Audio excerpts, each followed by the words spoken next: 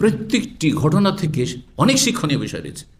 ফেরাউন যখন সহজে মূসাকে মারতে পারতো তখন আদরে মানুষ করেছে, আদরে যত্নে মানুষ করেছে।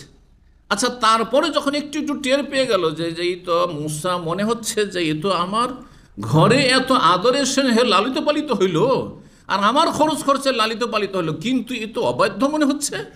তার দরবারে গিয়ে মূসা হারুন আলাইহিসসালাম ইসলামের দাওয়াত দিচ্ছেন, তখনও তো মেরে দিতে পারত। একটা সেনাবাহিনীকে বললেই হতো যে মার এদেরকে, এক্ষুনি মার। কিন্তু সে কল্পনা করতে পারে যে এই হচ্ছে সেই বালক, যেই বালকের কথা আমাকে জ্যোতিষী বলেছে যে এমন একজন আসছে বনি ইসরাইলে যার হাতে আপনার দুনিয়ার পতন ঘটবে, রাজত্বের পতন ঘটবে, ধ্বংস হবে। আর এই জন্য হাজার হাজার বনি ইসরাইলের শিশুকে জবাই করেছে, ছেলে সন্তানকে জবাই করেছে, হাজারো শিশুকে জবাই করতে পেরেছে বনি ইসরাইল, কিন্তু মূসাকে পারল না। যখন পারত তখন মগজে কথা আসেনি, মেরে দেওয়া। আল্লাহর কাজ এটা মানুষের কাজ নয়। এখানে মানুষের কোনো ক্ষমতা চলে না। মূসা আলাইহিস ক্ষমতা ছিল না যে সেখানে তিনি প্রতিরক্ষার ব্যবস্থা করেন, কিন্তু আল্লাহ ওর দেমাগে দেয়নি যে মারো এখানে। তার যে যারা উপদেষ্টা ছিল, পরামর্শদাতা, মন্ত্রী, মিনিস্টার, তারাও এই কথা বলেনি যে একে মারেনি, এটাই মনে হয় ওই সেই, এই কথা বলা, ওদেরও দেমাগে এই কথা আসেনি। কিন্তু যখন মূসাকে মারবো বলে সে একেবারে বদ্ধপরিকর, ধরবো মারবো, তখন আল্লাহ বললেন যে মূসা এখন রাতারাতি বেরিয়ে যাও, নাহলে আজকে অবস্থা খারাপ। রাতারাতি বেরিয়ে যাও, একেবারে সকাল হওয়ার আগেই মেসর থেকে বেরিয়ে যাও। সামনে আবার সাগর, লোহিত সাগর, পেছনে হাজার হাজার সেনাবাহিনী চলে আসছে ফেরাউন। যখন মারার জন্য যাচ্ছে তখন সেখানে গিয়ে ফেরাউনের কবরস্থান হয়ে যাচ্ছে। দেখলেন, যখন মারার জন্য যাচ্ছে তখন ফেরাউনের সেনাবাহিনীর কবরস্থান হয়ে যাচ্ছে এই লোহিত সাগর। আর সহি সালামতে মূসা আলাইহিস সালাম তার বংশধর বনী ইসরাইলদেরকে নিয়ে চলে যাচ্ছিলেন, মুমিনদেরকে নিয়ে।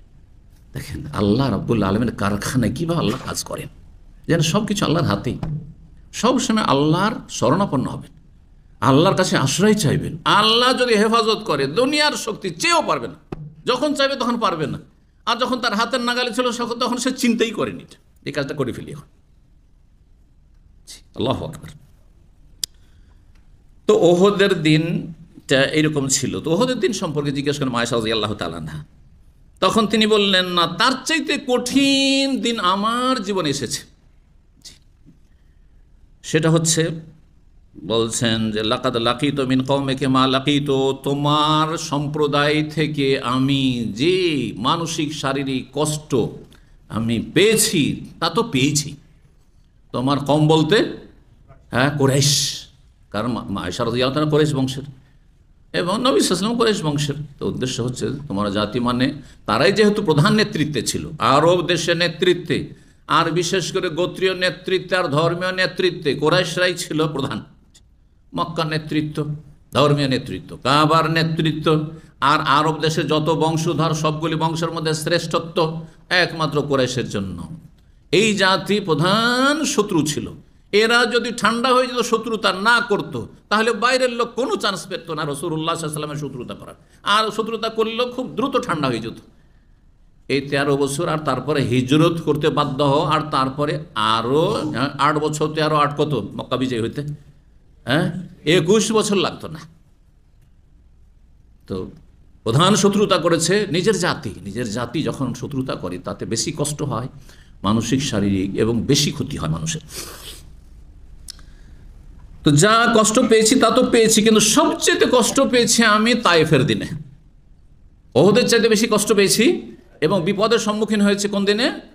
তায়েফের সফরের দিনে। বলছেন ওয়াকানা আসাদ্দু মা লাকিতু মিনহুম ইয়াউমাল আকাবাতে, আর সবচাইতে বেশি কঠিন কষ্টের বিপদের সম্মুখীন হয়েছি আকাবার দিনে, সেই ঘাটিতে, যখন তায়েফের পাহাড়ের ঘাটিতে আমি অবস্থান করেছিলাম। এখানে উদ্দেশ্য ওইটা, আকাবা মানে ওই মেনার আকাবা নয়, এখানে যে আকাবা বলা হয় দুটো পাহাড়ের মাঝখানে, ধরেন সংকীর্ণ হয়ে আসছে নিচু জায়গা, ওই জায়গা ঘাঁটি। জি, এখানে ইজ আরালতু নাফসি আলা ইবনে আবদে ইয়ালিল। আপনারা জানেন যে তায়েফ শহরটি পাহাড়ের ওপর অবস্থিত। জি, দূর থেকে যদি দেখেন ভালোভাবে তাহলে দেখবেন যে তায়েফ হচ্ছে একটা পাহাড়ের উপর। দিনে বোঝা যায় না, কিন্তু আমি জীবনের প্রথম যে তায়েফের সফরটা করেছিলাম, ছাত্র জীবনে রাতের সফর করেছিলাম। তো মক্কার এক সঙ্গী ছিল আমার, জাযাকাল্লাহু খায়র, পুরাতন মানুষ, মক্কাতে অনেক দিন ধরে বাপ মা, ওটা আত্মীয় স্বজন সব, তারা ওই চিটাগাং কক্সবাজারে ছিল। তো আমার ক্লাসমেট, তো সে বলছে যে দেখছেন দেখছেন ভাই, এই যে দেখছেন না তাইফ শহর ঢোকার এখনও ধরেন 20-30 কিলোমিটার বাকি, আর রাত্রে তো লাইটিং হয়ে আছে, চমকিছে, এইভাবে দেখতে তাইফ শহরকে দেখছি উঁচা পাহাড়ের ওপর, জি লাইটগুলো জ্বলছে, আজকে থেকে প্রায় 32-33 বছর আগে। আর তারপরে দিনে বিভিন্ন সময় গেছে, দিনে অতটা বোঝা যায় না। তো যাই হোক, কিন্তু দিনে দেখা যায় অনেক কিছু, দিনে দেখা যায় আবার রাত্রে দেখা যায় না। শুধু লাইটের কথাটি বললাম, সেটা দেখে বোঝা যায় যে হ্যাঁ উঁচাতে লাইটগুলো, জি এতে বোঝা যায় যে তাইফ শহরটা গোটাটাই হচ্ছে পাহাড়ের ওপর, পাহাড় আর পাহাড়। তো বলছেন যে যখন আমি নিজেকে পেশ করেছিলাম ইবনে আব্দে ইয়ালিল ইবনে আব্দে কোলালের সামনে, ইবনে আব্দে ইয়ালিল ছিল তায়েফের অধিপতি, তায়েফের প্রধান, হ্যাঁ তায়েফের যে বংশ, প্রভাবশালী বংশ, তাদের প্রধান।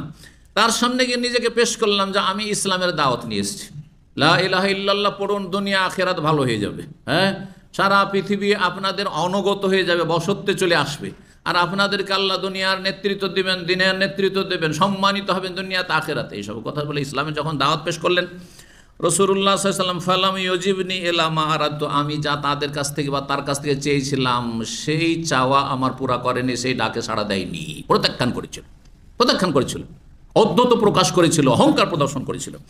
ফান্তা লাগতো, তারপরে সেখান থেকে ফিরে যাচ্ছিলাম, আর বুঝতে পারে তাইফের ঘটনা তো শুনেছেন, হ্যাঁ ছোট বাচ্চাদেরকে, কাফেরদের বাচ্চাদেরকে পেছনে লাগিয়ে দিল যে মারো একে, আর পাথর ছুঁড়তে থাকে, আর পাথর গিয়ে গায়ে শরীরে লাগতে থাকে, আর রক্ত ঝরতে থাকে তা থেকে, জি এইভাবে তিনি সেখান থেকে বিতাড়িত হচ্ছেন, ধৃত হচ্ছেন, তাকে তাড়িয়ে দেওয়া হচ্ছে সুবহানাল্লাহ, লাঞ্ছিত করে।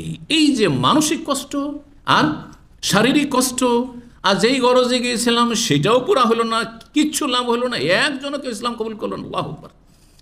তায়েফের লোকেরা বড়ই কট্টর জাতি ছিল, এদেরকে হ্যাঁ ইসলামে নিয়ে আসতে নবী সাল্লাল্লাহু আলাইহি ওয়াসাল্লামের বড় কষ্ট হয়েছে, সাহাবায়ে কষ্ট হয়েছে। তায়েফের যুদ্ধেও তাদের অবরোধ করেও তাদেরকে সারেন্ডার করানো সম্ভব হয়নি, জি পরে তারা ইসলাম গ্রহণ করেছে, যখন দেখলো যে উপায় নাস্তিক, আর কোনো উপায় নেই, তারপরে জি। তো আল্লাহ রাব্বুল আলামিন ভালো জানেন যে আল্লাহ কাকে কোন অবস্থায় হেদায়েত করবেন, কাকে তাড়াতাড়ি হেদায়েত করবেন, যে চাইবেন।